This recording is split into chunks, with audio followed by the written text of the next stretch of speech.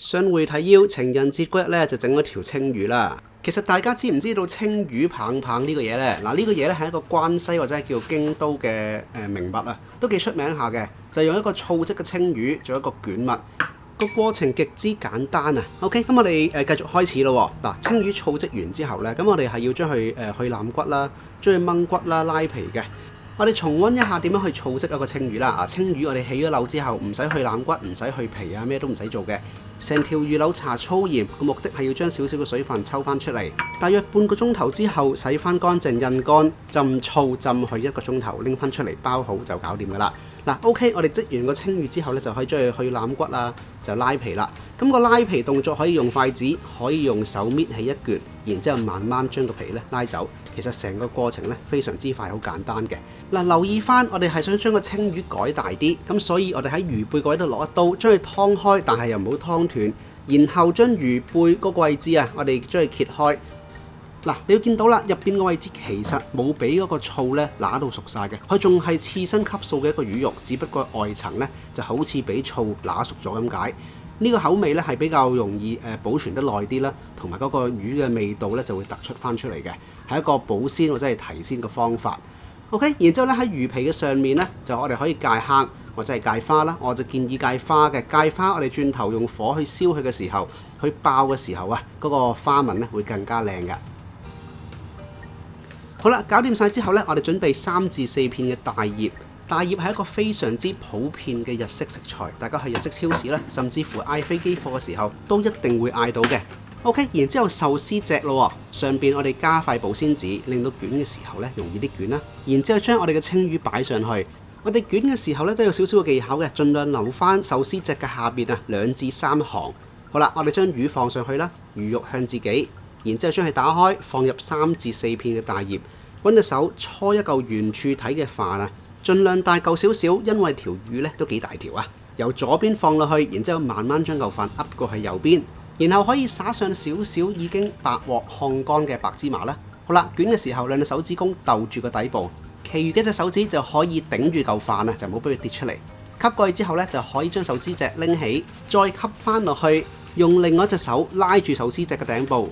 然之後，另外一隻手咧就揸住我哋捲住嗰嚿卷啊，大家互相去拉啦，咁就可以 shape 一個形狀出嚟。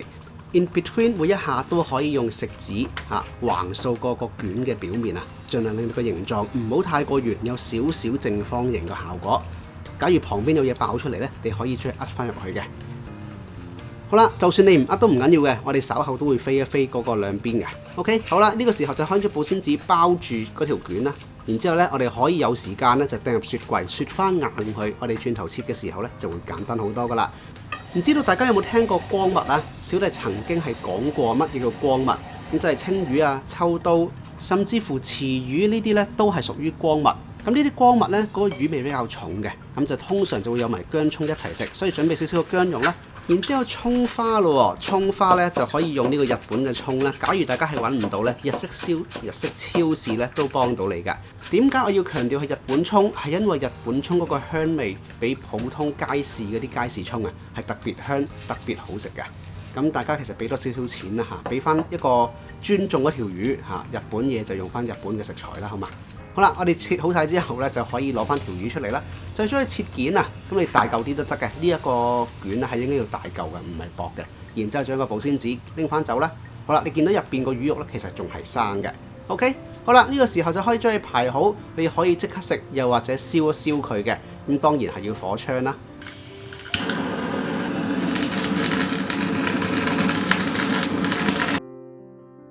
嗱，大家欣賞緊個火槍嗰個火焰的時候咧，我要講一講嘅就係呢個魚皮位置咧，係要經過燒先至會出油嘅。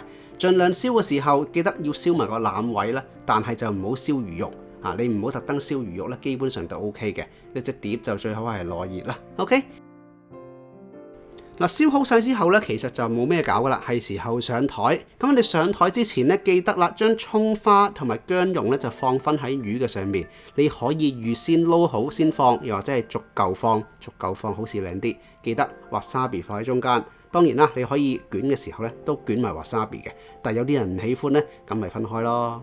至於個飯咧，可以係正常嘅醋飯，又或者係赤醋飯。